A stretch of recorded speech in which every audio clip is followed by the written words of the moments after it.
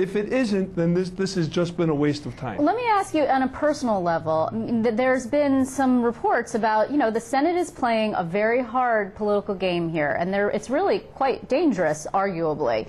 They are holding hostage the paychecks of people in the Assembly. There is a higher percentage of people in the Assembly who don't have outside business interests. The Senate, there's a lot of people, a number of lawyers, for example, who are able, in the legislature, you can moonlight, you can have outside income. Particularly downstate, a $79,500 base salary in the Assembly where it's harder to have a Lulu, a stipend from a committee. That doesn't go very far. What are you doing personally to get along, and do you not think that this is a very dangerous game? I do, and quite frankly, I'm in a situation where I too am a full-time legislator. I do not have an outside income, and I'm fortunate that my wife Kate does all the bills. So maybe I don't know how bad things are, but I will tell you this, Liz. There are people within my district who make less than $22,000 average salary per year. So I am not going to be on camera or in the newspaper and complain one bit.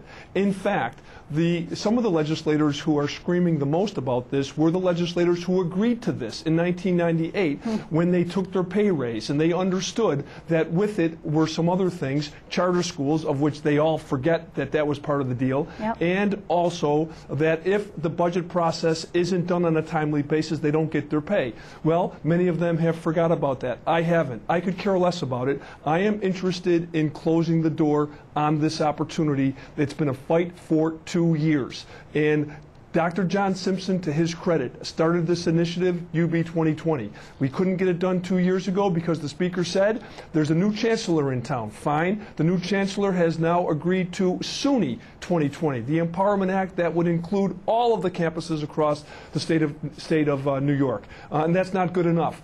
So right now, the only opportunity we have is what Senator Stokowski started, and I believe that Senator Stokowski will finish it, and that he understands, he's been in Albany long enough, and he knows that he has to have a deal, a three-way agreement, if this is going to go outside of the budget process. Do you not believe that this is perhaps, again, with the politics, and forgive me, but that Senator Stokowski has quite a difficult re-election going on, if I'm not mistaken, in his district?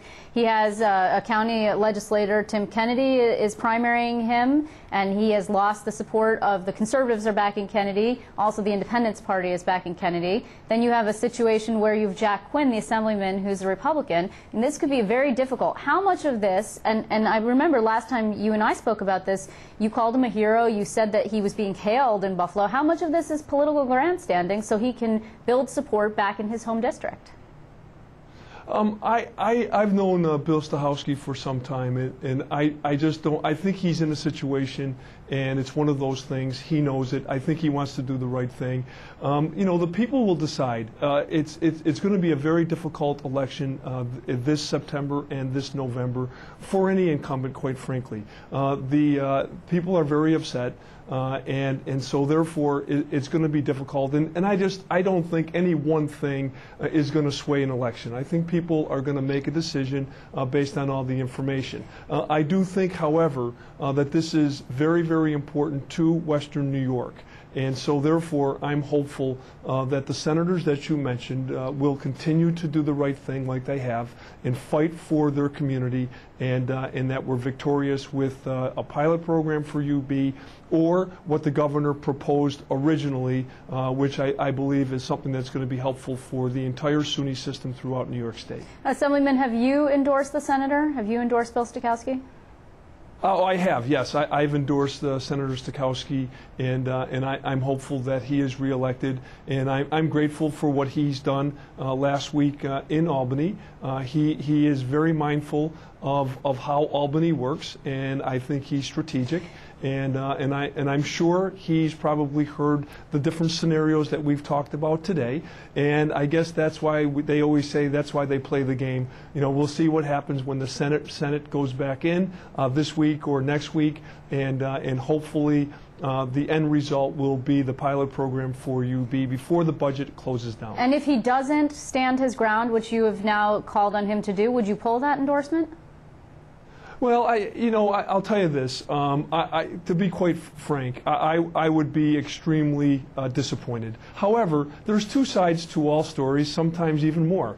And so, therefore, what I'll do is I'll wait to see what develops. I'm not going to come to any conclusions right now. I have enough difficulty in trying to figure out the Assembly. I have no idea what happens within the Senate.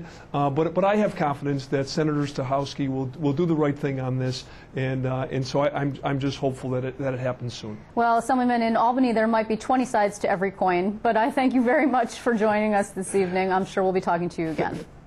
Thank you, Liz. Thanks for the opportunity. I appreciate it very much. My pleasure.